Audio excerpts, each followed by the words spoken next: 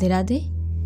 देखिए, हमें कैसे पता चले कि हम धार्मिक प्रवृत्ति के हैं या हम सही मार्ग पर चल रहे हैं, जिससे हमें मृत्यु के बाद हमें गोलोक धाम मिल सके, हमें प्रभु का धाम मिल सके, साकेत धाम मिल सके। देखिए, जो राम भक्ति करते हैं वो साकेत धाम जाते हैं, और जो हमारे प्रभु श्री कृष्ण जी की भक्ति करते हैं, राधा रानी जी की भक्ति करते हैं, उन्हें गोलोक धाम मिलता है। तो मैं आपको बता रही थी कि कैसे पता चले कि हम धार्मिक हैं। पहला लक्षण होता है धार्मिक किसी के होने का कि वो सत्य बोलता है। कैसी भी परिस्थिति हो, वो हमेशा सत्य बोलता है। हाँ, ये कृष्ण जी ने बताया कि आप ऐसी चीज़ों में आप असत्य बोल सकते हो जिससे किसी का बुरा ना हो। तो वही बात को ध्यान में रखते हुए, ऐसा नहीं कि किसी को ठेस पहुंच जाए और अब इस तरीके का सत्य बोलते हैं। तो यहाँ पे पहला लक्षण होता है किसी के जो है सात्विक होने का, किसी के जो है यहाँ पे धार्मिक होने का, सत्यता। सत्य हमेशा बोले। दूसरी सबसे बड़ी बात, दया आपके मन में होनी चाहिए। आपके मन में किसी के भी प्रति दया होनी चाहिए, चाहे वो आपका दुश्मन ही क्यों ना हो। यदि उसके साथ गलत हो रहा है, कोई उसको मार रहा है, बाय एनी चांस में बात कही जाए, आप जा रहे हैं या कोई उसे मार रहा है या उसका बुरा हो गया, तो आप में कहीं ना कहीं दया भाव आना ज़रूरी है। ऐसा मन में अगर आपकी अवहेलना हो गई कि अच्छा हुआ इसके साथ हुआ, अच्छा हुआ मेरे साथ गलत किया था ना इसलिए अच्छा हुआ, ये जहाँ पे ये मन में आपके आ गया, वहाँ समझ लीजिएगा कि अभी आप धार्मिक प्रवृत्ति के नहीं आए हैं, अभी आप में बहुत सारा बल नहीं आया है। तो आप नाम जप करें, ज़्यादा से ज़्यादा नाम जप करें। और हाँ, मालाएं गिनना नाम जप नहीं होता है। नाम जप का मतलब होता है एकाग्रचित होकर भगवान के मन में, चाहे आप एक माला करें, आधी माला करें, कोई भी इससे फ़र्क नहीं पड़ता, लेकिन आपका हर एक नाम राधा राधा मतलब हर एक नाम अंकित होना चाहिए कि आपके मस्तिष्क में, आंखें बंद करो तो मस्तिष्क में लिखा आ रहा है रा पूरा, आकी डंडा, फिर धा और उसमें फिर एक और आगे डंडा। इस तरीके से पूरा राधा नाम धीरे धीरे करके एकाग्रचित करें। आपका पैर दुख रहा है, उठ नहीं पा रहे, कोई बात नहीं, लेकिन आपको एकाग्रचित होके चाहे एक माला करो, लेकिन आपको इस तरीके से नाम जप करना है। राधा नाम करते हैं, राधा नाम। हरे कृष्ण महामंत्र करते हैं तो आप हरे कृष्ण महामंत्र, या आप शिव जी के भक्त हैं, विष्णु जी के भक्त हैं, या आप बजरंगबली के भक्त हैं, कोई भी फ़र्क नहीं पड़ता। मैं यहाँ पे कोई आजमाने की बात नहीं कर रही हूँ। आपको अंतर्मुख से जो आनंद, जो प्रसन्नता, आनंद मिलेगा वो आपको कहीं और नहीं मिल सकता।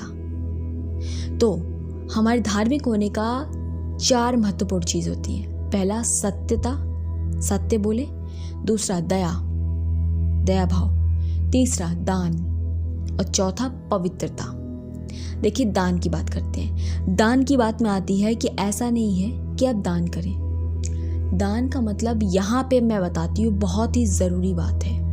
यदि आप गृहस्थ में हैं, आप बच्चे हैं और आप कमाने लग गए हैं, तो गृहस्थ में हैं, आपके मन में कथाएं, कहानी, भगवान की, प्रभु की लीलाएं सुन के बहुत व्याकुलता होती है कि आप जो है वैराग्य का मार्ग ले लो, मानते हैं। यदि हर एक व्यक्ति वैराग्य का मार्ग ले लेगा तो जो आपको पता है बहुत ही कठिन है वैराग्य का मार्ग। आपको लगता है बहुत सरल है ना। यदि आपको जो प्रभु ने दिया है, दायित्व दिया है कि जगत का कल्याण करने के लिए आपका कार्य है ना, अगर आप उसे छोड़ के चले जाते हैं सामाजिक कार्य के लिए, आप सोचते हो मैं सब कुछ छोड़ दूंगा, भजन करूंगा, जाके ये करूंगा। देखिए, आप गृहस्थ में रह के भी भजन कर सकते हैं। आप भजन अंतर्मुख होके भी कर सकते हैं। अंदर से भजन चल रहा है हमेशा, हज़ारों 2400 घंटे, हज़ारों दिन तक आपका भजन चल रहा है, और बाहर सब कार्य कर रहे हो। लोगों को लगता है आप कार्य करते हैं, आप सब कुछ करते हैं, आप सुन रहे हो उनकी बातों को एकाग्रचित होके, और अब अंदर भजन आपकी चल रहा है, तो ये सबसे बड़ी उत्तमता है। यदि आपने वैराग्य ले लिया तो वैराग्य में बहुत सारी कठिनता है, ये याद रखिएगा। मैं ये नहीं कहती हूँ बेकार है वैराग्य लेना, बहुत कठिन है, बहुत कठिन। कैसे?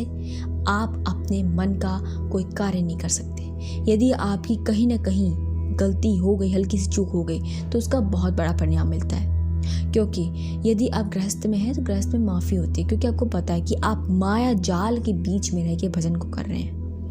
और यदि आप विरक्त होते हैं, विरक्त में केवल आपका कार्य होता है प्रभु के जो ध्यान लगाना, प्रभु में ध्यान लगाना होता है। तो यदि उसमें कोई त्रुटि रह गई, कोई गलती हो गई, अपराध बन गया, तो बहुत बड़ी गलती होती है।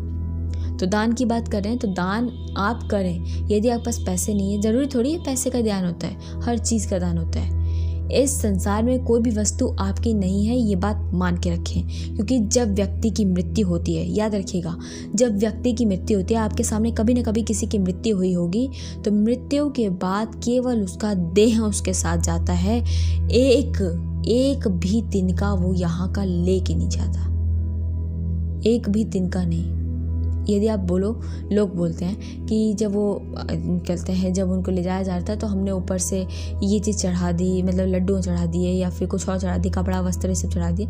वो जहाँ जाता है वो लोग ले लेते हैं वस्त्र। अगर नहीं भी लेते हैं, आपने उनका जलाने का कार्य किया या दफनाने का कार्य किया, तो क्या वो उसके साथ गया? उस व्यक्ति तो आत्मा तो बिल्कुल, आपको बता दिया जाए, आत्मा जो है वो अमर है।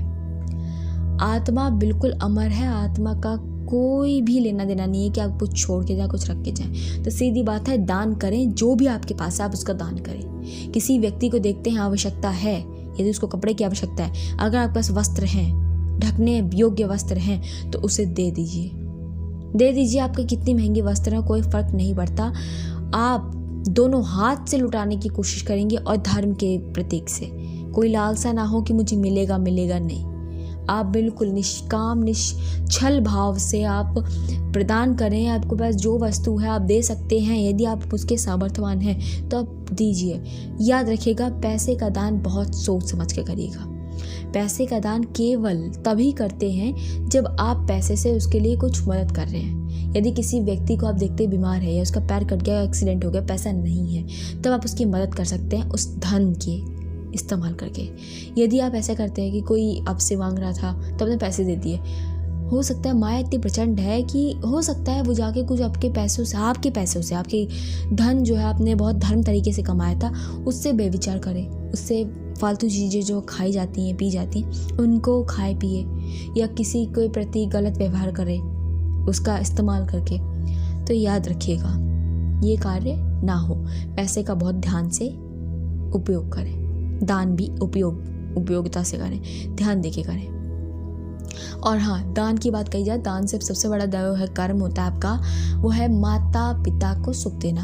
अब आप बोलो माता पिता ही नहीं, आप अपने परिवारजन में आपका जो दायित्व बनता है, यदि आप किसी के पुत्र हैं, यदि आप किसी के पिता हैं, यदि आप किसी की माता हैं, आपका जो रिलेशन जिसके साथ है उसको पूर्णतः तरीके से, अच्छी तरीके से निभाएं। यदि आप माता हैं, आपका पुत्र कुछ गलत करता है, गलत करके आता है या फिर बाहर जाता है, ये वो, आप डांटें, फटकार लगाएं, आपका कार्य है। वो गलत मार्ग पे ना जाए, आपका कार्य है। आप अपनी तरफ से वो सारे कार्य करें जो उसके लिए उचित हो। लेकिन एक चीज़ का ध्यान रखिएगा, यदि आप ज़्यादा किसी पे, मतलब किसी भी बच्चे पे यदि आप ज़्यादा उत्तेजित हो जाते हैं, ज़्यादा मारने पे लगते हैं, तो अगली बार वो बच्चा बहुत डर जाएगा आपसे, कोई बात छिपाएगा, हर बात छिपाएगा, नहीं बताएगा। बहुत सी चीज़ें होती हैं। अपने दोस्त मित्र बनाएं, क्योंकि वो मित्र नहीं है आपका। याद रखिएगा, आपका जो जिससे संबंध है आप संबंध रखें, लेकिन एक चीज़ याद रखें कि वो अविनाशी शक्ति है, प्रभु की एक आत्मा है, जो आपके पुत्र रूप में आई है, जो आपके पिता रूप में आई है, जो आपके पति रूप में आई है। और वो जो कर्म कर रही है, यदि ना चाहते हुए उससे कर्म हो रहा है, तो एक दिन उसको जो है उस कर्म का जो फल पता चल जाएगा। यदि बार बार बच्चे ऐसे गलती करते हैं, मान लो कुछ किसी के बच्चे बड़े हैं और बार बार बेविचार करते हैं, बड़े चाहे देखने का है, ऐसा कुछ है, आपको नहीं पता, माता हो ना, नहीं पता होगा, लेकिन कोई बात नहीं, माता हो पिता जो भी हो, अब नहीं पता होगा, तो आप केवल भगवान से प्रार्थना करें कि इसका मंगल हो। बच्चा अपने आप गलत जगह पे जो जा रहा होगा वो अपने आप आ जाएगा बिल्कुल एक सीध में।